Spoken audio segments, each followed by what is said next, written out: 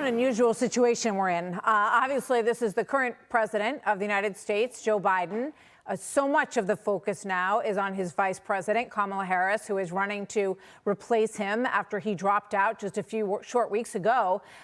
We don't get that many opportunities to hear from him in recent days, but there he was on the tarmac taking a few questions. He was asked about the push by Ukrainian forces into Russia. And he said that he's being briefed on that every 4 or 5 hours and that it has put Russia in a difficult position. He was also asked about we're told, imminent attack by Iran into Israel. And he said he's watching that very closely and that he's still hopeful. I take that to mean that he's still hopeful that there could be a ceasefire situation that would be helpful to ending the war in Israel, between Israel and Gaza, which he has, wanted for some time, and the return of U.S. hostages. So with that, let's bring in Mike Pompeo, former Secretary of State and CIA Director, now a Fox News contributor. Iran put a $1 million bounty on Mike Pompeo's head, and the Biden administration renewed his security protection earlier this year in that situation. Secretary Pompeo, always good to see you, sir. Thank you very much for being here. I guess what strikes me, I want to talk to you about Iran and their meddling in U.S. politics, which now is a U.S. intelligence concern of high order. But your reaction as we look at this very unusual situation where the president of the United States is really in the back seat now to his vice president who is running for office, and he gets questioned on some very big issues that are pressing on the White House. Yeah, Martha, it's a very dangerous time. Our adversaries are watching this too. Like, who's in charge? Who's running American national security? Who's making the decisions about whether to send the increased weaponry that we've now sent to the Middle East? The Ukrainians have now advanced into Russia. President Biden says it put Russia at risk, but of course his policy always told the Ukrainians not to do that, and now they have.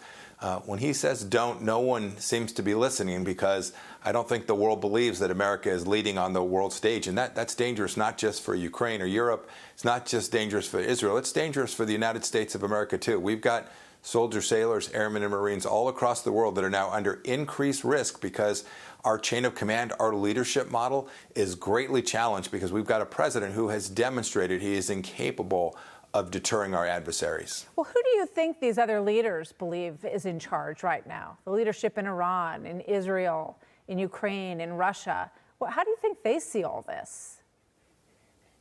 Yeah, they see it as a tag team, probably a coalition of people all coming together. There's no decision maker. There's no true commander-in-chief who's actually executing, taking on this information, making decisions, giving directives.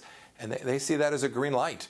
So the risk in Israel tonight is much greater because the United States doesn't have that clear chain of command, right? It's this whole idea of a unitary executive who's making decisions, who's taking the information on board and getting it right for America and for our friends and allies. They see that they'll when the crisis hits, there'll be a situation room meeting. That's a dangerous thing to do. You need to know in advance, here's what we're going to do in response to whatever it is they do.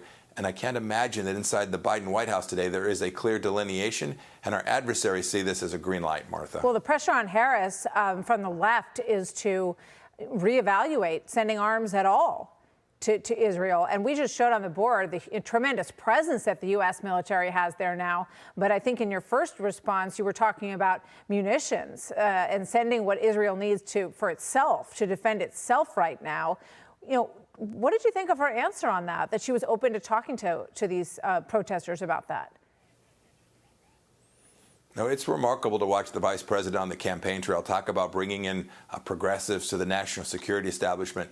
You need hard people running your deterrence strategy. You need hard people protecting America. You need hard people ensuring that you have American sovereignty and demonstrating the very model of America that allowed us to deter these bad guys, the Russians, the Iranians, for 4 years.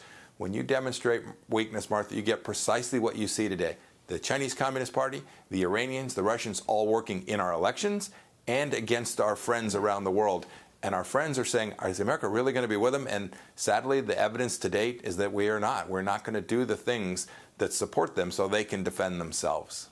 So Iran obviously, has preferred the Biden-Harris model of, let's reopen the nuclear weapons negotiations and the deal that was overturned by the Trump administration. And now we're hearing U.S. intel sources, according to reporting in the Wall Street Journal, saying that up until just a few weeks ago, they felt that Russia posed the greatest threat in terms of manipulation in our U.S. election process. Now they say Iran has surpassed that. Iran is getting very involved in, social media, protests, all of these sort of things that sort of soft influence elections in a very real, significant way, potentially.